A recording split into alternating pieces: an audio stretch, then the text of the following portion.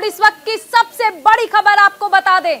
उत्तराखंड कांग्रेस में फिर उठे हैं बगावत के सुर। कांग्रेस में अपमानित महसूस कर रहा हूं, पूर्व सीएम हरीश रावत का यह बड़ा बयान सामने आया है। संगठन साथ नहीं दे रहा है।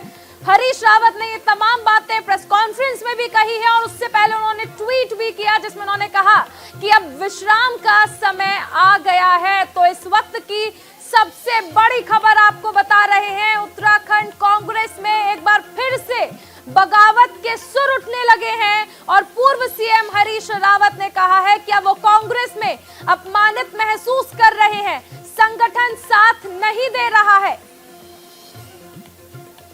इस वक्त की बड़ी खबर। और इससे पहले हरीश रावत ने ट्वीट भी किया था जिसमें उन्होंने बहुत कुछ लिखा और इन ट्वीट्स के अलग अलग मायने भी निकाले गए थे।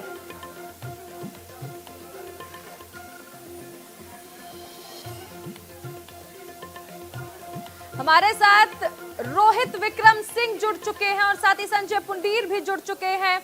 रोहित, सबसे पहले आपके पास आना चाहेंगे। बहुत बड़ी खबर और सबसे अहम चीज, जिस तरह से पूर्व सीएम हरीश रावत ने कहा कि अब कांग्रेस में अपमानित महसूस कर रहा हूं, क्या मायने निकाले जाएं इस बयान के?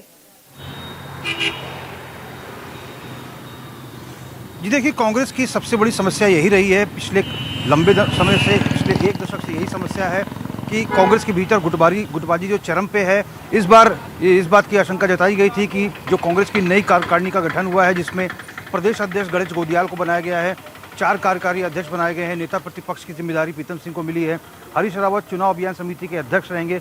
लेकिन साफ तौर पर तमाम एक्सरसाइज करने के बावजूद भी हरीश रावत कहीं ना कहीं उनको महसूस हो रहा है कि जब वो देहरादून से दिल्ली चले जाते हैं तो पार्टी के भीतर सुगबुगाहट तेज हो जाती है, उनके खिलाफ आवाज़ मुकर होने लगती है। और जिस तरह से हरीश रावत को कांग्रेस सीएम पद का एक तरह से दावेदार, अप्रत्यक्ष रूप से दावेदार घोषित कर रही है, इसको लेकर भी तमाम जो पार्टी के शीर्ष नेतृत्व है, तमाम जो शीर्ष नेता हैं, वो अंदर खाने गुटबाजी में उनकी जो बयान है वो बदलते जा रहे हैं। और तमाम ऐसे गुटबाजी से निपटने के लिए कांग्रेस के भीतर प्रदेश संगठन महामंत्री की भी जिम्मेदारी मथुरा जोशी को दी गई थी ताकि संगठन में और जो उच्च स्तर पे जो हाईकमान है उनमें तालमेल हो और किसी भी प्रकार की गुटबाजी आगामी 2022 के विधानसभा चुनाव से पहले ना हो। समय समय पर कांग्रेस के तमाम बड़े नेता उत्तराखंड आते हैं, सभी कांग्रेस के बड़े नेता उन्हें रिसीव करते हैं। हरीश रावत सम्मान यात्रा निकालते हैं हरिद्वार से, जिसकी शुरुआत करते हैं और उसके बाद हरीश रावत खुद कहते हैं कि मैं अपमानित महसूस कर रहा हूं। संजय पुंडीर के पास आना चाहेंगे। संजय, आप देखिए कि एक दिन पहले त्रिवेंद्र सिंह रावत से मुलाकात करते हैं हरीश रावत, जन्मदिन की बधाइयां देने के लिए जाते हैं और उसके अगले दिन एक बहुत बड़ा बयान देते हैं और कहते हैं कि अब मैं अपमानित महसूस कर रहा हूं। क्या दोनों चीजों को मिलाकर देखा जा सकता है?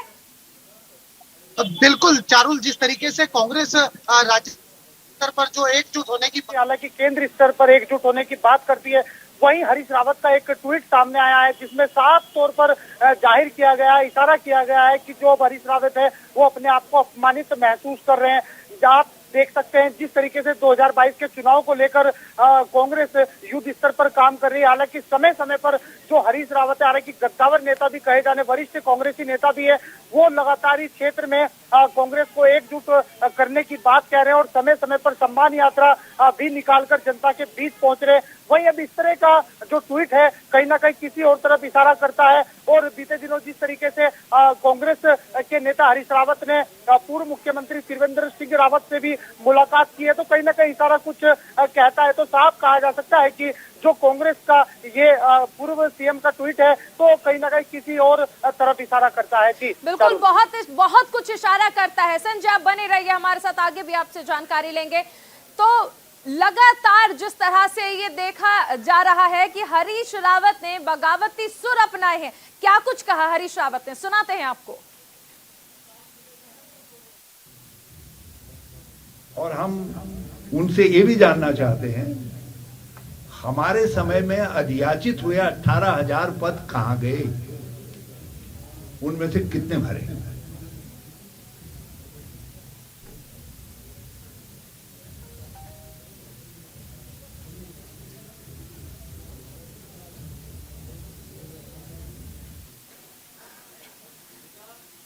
हरीश रावत का ये कहना कि अब बस बहुत हुआ, भगवान केदारनाथ आगे का रास्ता दिखाएंगे और नए साल से बहुत सारी उम्मीदें, ये बहुत कुछ इशारा करता है, ये बहुत कुछ कहते हैं। जब हरीश रावत ट्वीट करके लिखते हैं कि सत्ता ने कई मगरमच्छ छोड़ दिए हैं जिनके आदेश पर तैरना है, उनके नुमाइंदे मेरे हाथ पांव बांध रहे हैं, मन में बहुत बार विचार आ रहा है कि हरीश अब बहुत हो गया, बहुत तैर लिए, अब विश्राम का समय है।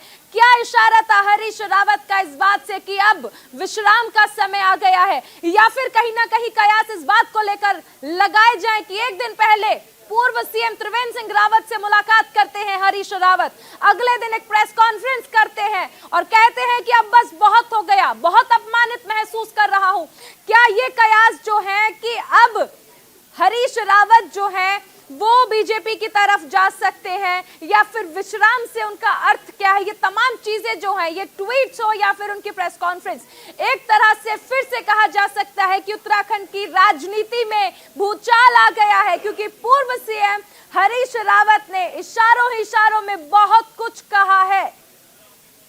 ये ट्वीट हम आपको दिखा रहे हैं, है ना अजीब सी बात, ये बातें ट्वीट के जरिए कही गई हैं, है ना अजीब सी बात। चुनावी रूपी समुद्र को तैरना है, विधानसभा के चुनाव हैं और ऐसे में कह रहे हैं कि चुनावी रूपी समुद्र को तैरना है, सहयोग के लिए संगठन का ढांचा, अधिकांश स्थानों पर सहयोग का हाथ आगे बढ़ाने के बजाय मुंह फेरा, यानी संगठन पर भी आरोप कि संगठन सहयोग नहीं कर रहा है, हरीश रावत का नकारात्मक भूमिका निभा रहा है, जिस समुद्र में तैरना है वहां पर तैर नहीं पा रहा हूं। एक बार फिर से सुनाते हैं हरीश रावत ने क्या कुछ कहा।